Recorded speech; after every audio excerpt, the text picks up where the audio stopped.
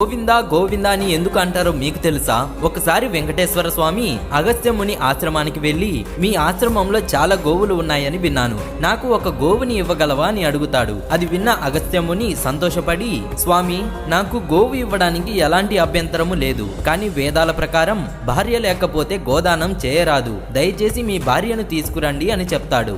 శ్రీనివాసుడు సరే అని చెప్పి వెళ్లిపోతాడు. కొన్ని రోజుల తర్వాత వెంకటేశ్వర స్వామి తన భార్య పద్మావతితో కలిసి గోవు కోసం వస్తారు. కానీ ఆశ్రమంలో అగస్త్యముని ఉండరు. వెంకటేశ్వర స్వామి అగస్త్యముని శిష్యులతో, మీ గురువు గారు నాకు గోవుని ఇస్తా అని మాట ఇచ్చారు, అందుకే సతీ సమేతంగా వచ్చాను అని అంటారు.